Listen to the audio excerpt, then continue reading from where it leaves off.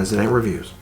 Thank you for tuning in, everyone. I'm your host, Konrad, from Wednesday Night Reviews. And from superheroes to average Joes, here's what I read this week. So at Fan Expo recently, I caught up with Meredith Finch, and I actually did an interview with her, which you can check out. But I also picked up Rose Volume 1, The Last Light, while I was there. And I absolutely, guys, love this book. It truly is fantastic. Meredith Finch, for those of you who don't know, she's worked for a lot of different companies, for DC, for Image, a little bit for Marvel. I mean, she's bounced around everywhere. She's written fantastic characters from Wonder Woman, Xena, just out recently has been Age of Conan, Valyria.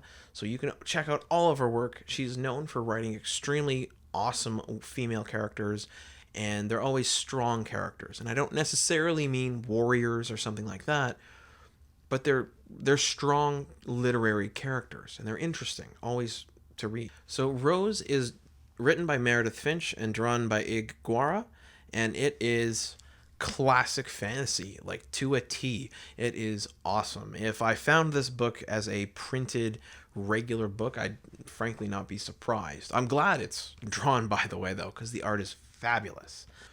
So Rose, just like every classic fantasy book out there, starts off with a nobody. Rose is, as we see her, not important. She's a small town girl. Her mother tells her to hide her powers, which she doesn't know how to connect to at all. She knows she has them, but she doesn't know what to do with it. She doesn't know how it works. What does it do? What's the point of it? She just feels it.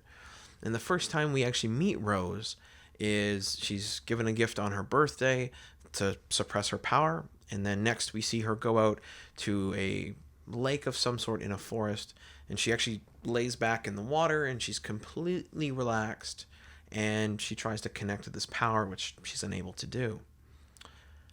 And from there, basically, the world goes awry, and she gets swept up in this fabulous journey that we get taken along on.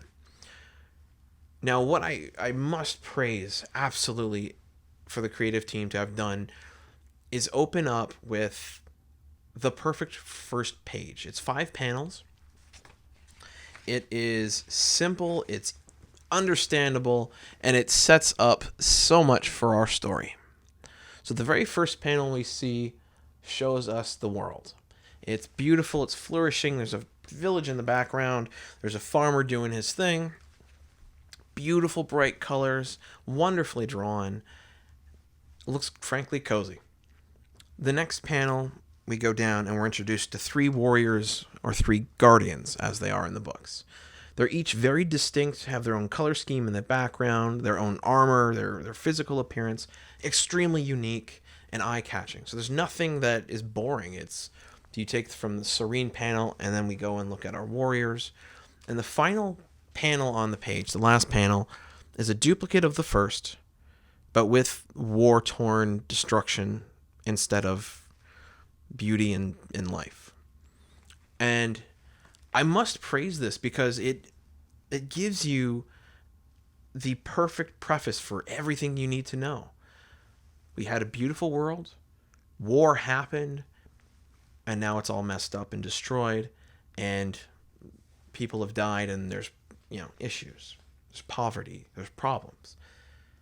We get a few more pages, we see a little more detail about what's happened to these guardians, and that takes us to now, where we meet Rose, who, as I mentioned, was in a lake relaxing, trying to connect to her powers. And what I most enjoyed about this, and Meredith Finch planned it out beautifully, Guara drew it beautifully, is that we first meet Rose surrounded by lush green in earth tones. She wears a white or beigey dress with some nice detailing in it. She herself is drawn in sort of earth tones, bright. She has red hair. And very quickly, that is our panel 1 for her. And within, 6 issues or 1 volume, we see her world taken from that, from calm, trying to understand herself, to war. what happens to her outfit throughout the volume also echoes that first page. We see her go from that serene calmness to distraught, where her clothes are a little undone and damaged, to needing to change clothes into dark brown armor. So it's this beautiful symmetry from life to destruction in the world as well as in Rose. And it even, the use of her magic that we see throughout the issue, drains her hair from red to white or silver. And that beautiful transition, it's seamless. When it's completed, I'm not going to spoil it because it's so beautiful, but it's a seamless little transition that I actually had to flip the page back to go, wait a minute, what happened? Because it is done in such a fluid way that your eye sees it, understands it. You go, okay, yeah, her hair's white now. But it's not made a big deal of it. It just happens. And it's beautiful. So Guara, if you're out there watching, fabulous job animating it. And Meredith Finch, awesome job writing it. Beautiful. What I also wanted to mention was, like many other characters from Meredith Finch, Rose is awesome. She's every girl. Well, she's every person, frankly. She does not have full control of her life. She does not fully understand her powers, her abilities, even her body, frankly. When we first see her, she's like a regular person, like you or me. And she lacks any knowledge of combat or magic. And all of a sudden, when she's thrust into this world where soldiers are coming to get her and, specialized hunters are after her, she doesn't know how to defend herself, period. But the instant she needs it, she picks up a sword and she goes into battle. And it quickly turns on her. Other people say, hey, what are you doing? You're going to get yourself killed. And they're right. But it's her drive. It's that fire in her that makes her such a cool character and someone that you can easily pick up, read, and enjoy, because there's no question that she has a momentum, a charisma about her that carries on through the whole volume. And when volume 1 ends, the next volume 2 and 3, which is the final one, will pull it through. And it's just something that is powerful and it's beautiful and enjoyable. So guys, absolutely do not miss Rose Volume 1.